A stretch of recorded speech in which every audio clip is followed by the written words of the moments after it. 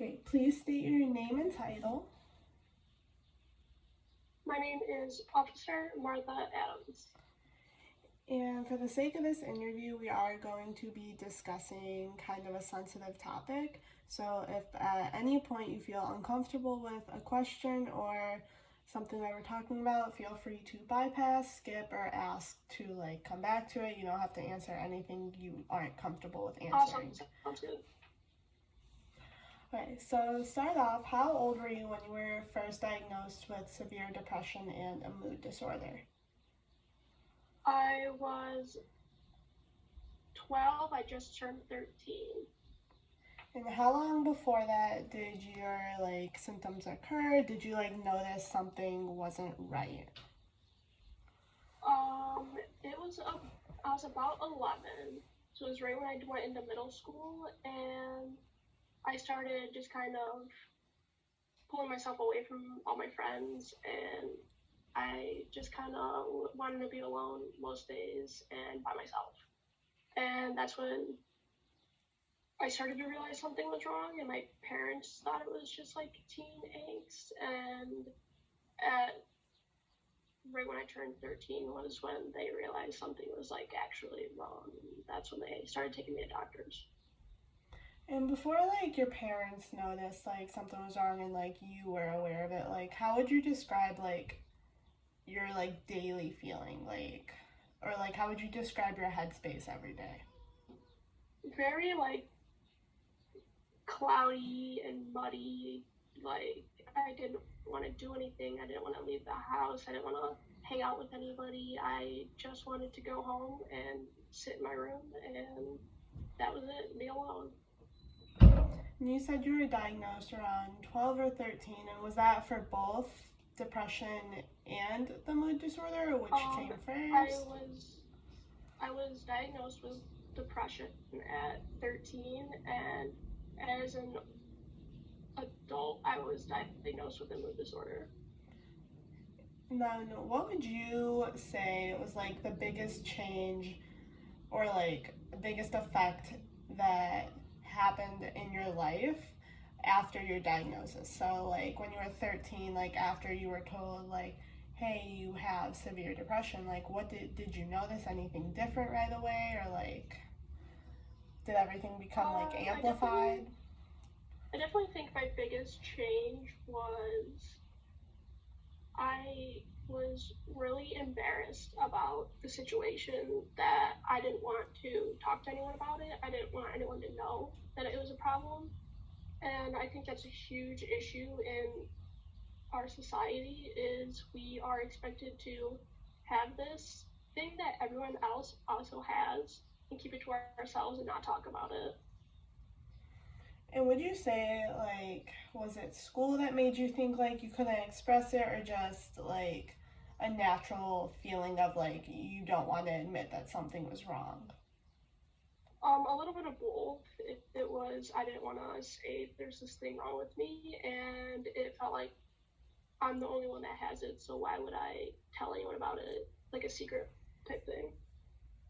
And how, when you went to your parents, how did they react when you started voicing your concerns? I actually never voiced it to them. They figured out there's something, this isn't a normal teenage thing. She needs help. I never said that I think there's something wrong with me. Would you say you were very thankful for how your parents acted when they started noticing something different, or because nowadays a lot of people have parents who don't see that if something's wrong with their child that they need to do something? So would you say you're very grateful for how your parents acted, or do you wish it was different at all? I definitely think it was. I'm very grateful for how my parents reacted, because a lot of people don't have a parent that will realize something's wrong. There's no parenting book. Nobody knows. Everyone expects oh, it's a teenager. That's just how they're gonna be. but in reality, it's a lot more than that, and I'm glad my parents realized that early on instead of waiting. Okay, and then we talked about like the biggest change was that you felt embarrassed. Did that like feeling of embarrassment, did that like affect your depression more? Like did it make it more severe, or like did it bring up a whole other like set of problems, like the feeling of being embarrassed along with your severe depression? I think it brought more or worse feelings with it because it felt like I was alone and trapped in this mindset that nobody else had. In my head, nobody else had, but in reality, there's millions of Americans with the same issue. And now that you're older and like you are like you know a lot of people who have like different levels of depression, anxiety, does it like now do you feel the same feeling of embarrassment as you did now that it's become so like widely diagnosed and like people are taking it more seriously now? Can you repeat the last part of that question? Do you feel like your embarrassment has kind of simmered down because like now in like today's society like it's so widely diagnosed and like it's almost become like people are paying a lot more attention to it? Yeah, so as I think it sort of, my embarrassment calmed down towards adulthood when I developed a really good group of friends that did understand what I was going through and were willing to talk about it with me and share how they also felt similar. And as you get older, there's the less fear of judgment from your peers because as adults, everyone's willing to talk about these issues more than somebody in their teenage years is. Okay. And then, so we've talked a lot about your depression. Would you say, like, now you mentioned once you became an adult, that's when you got diagnosed with a mood disorder. Would you say it was kind of like the same experience after your first diagnosis? I would say I was less worried about the second one because I had an idea that's what it was, and I just had a doctor confirm it, and we moved from there, and I didn't really have any issues internally with that one. And what did you for a while like speculate that a mood disorder could be like another thing that was going on, or like was it one day where you were just like this doesn't feel right? I had an inkling because I was very like angry all the time instead of, it wasn't like a happy, oh, I'm happy today, I'm sad the next day. It was, I'm very angry. And that's when I was like, I don't think it's right to be angry at these types of things. So I asked a different doctor about how I was feeling, and that's what he confirmed with me. So now that we've kind of gone into both diagnoses, have you ever considered your depression and mood disorder to be like debilitating in your everyday life or like with your career? Um, as an adult, I wouldn't consider it debilitating. I'm still a fully functioning member of society. I can work full time, but as a teenager, I would have definitely considered it a very hard, debilitating thing for me at the time. And as an adult, has there any been like, or has there ever been like, I know you said that it's not debilitating, like you can work like full time and like go on with your life. Is there any like aspects of your mood disorder and depression that do affect like adult life on certain days? I, for the most part, I have everything narrowed down to where I am fine pretty much most days and I'm able to go on with regular life like everybody else. And so now, turning to your career, since we're talking about like adult life now, with your career in law enforcement, do you think your depression and mood disorder would affect your mind like on the job, like even if it's for like a couple seconds or a couple minutes? Or does the job help muffle and reduce the effects of what's going on? It definitely muffles the thoughts and the cloudy brain that I have with depression and my mood disorder. You clock in and you're a totally different person. I've always, every job I've ever had, that's how it was. It takes your mind right off of your personal life and puts you in your job setting.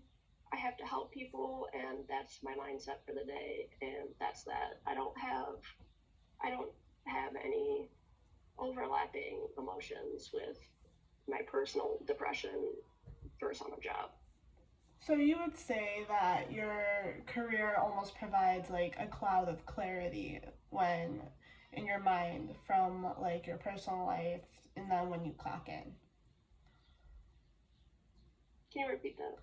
Would you say like your career almost like provides like your head almost like a phase of clarity from when you clock in to clock out?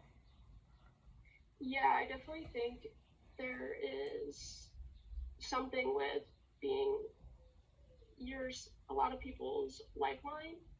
So I don't have time to worry about my mental state because I have to worry about everybody else. And have you ever feared that with how like intense a job like yours can be and how like you are going to face like things that regular citizens don't face? Do you think that could like make your depression or mood disorder worse, or do you think like it could change anything? I don't. I just don't put the. I keep the two things separate, and that's just the easiest way for my brain to function. Is you don't have time for that on the job.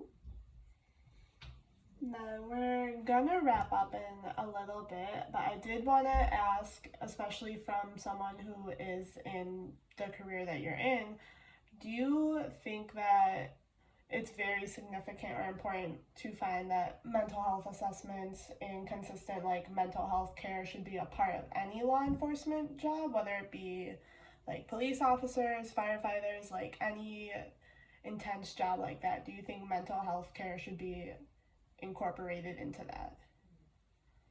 Um, for sure, because we do deal with such traumatic things, whether it's firefighters, EMS, anything like that.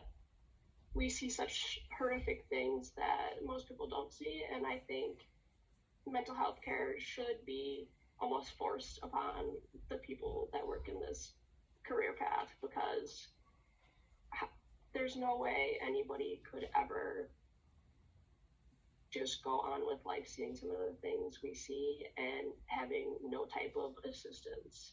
There has to be assessments and mental health care that comes with the job. And do you think there, especially in like, because your career and like your field of work is primarily male dominated, do you think there's a stigma about mental health like to male law enforcement versus where you are very like for mental health care, but do you think like there is a stigma in the law enforcement field with like should mental health care be like important? Absolutely, I think there's a huge stigma behind it because a lot of law enforcement is seen as we're supposed to be robots and we aren't supposed to have emotions and we're not allowed to have feelings after seeing some very terrible things, even though nobody wants to see that part and nobody wants to admit that there is that we do have emotions and we aren't just robots. We're not RoboCop. We can't just push past all this stuff and not think about it afterwards. Okay, well, thank you so much for your time today, and I hope that the questions did not put you in like any state of uncomfortableness. Of course, I'm always happy to help. Okay, have a good day. You too.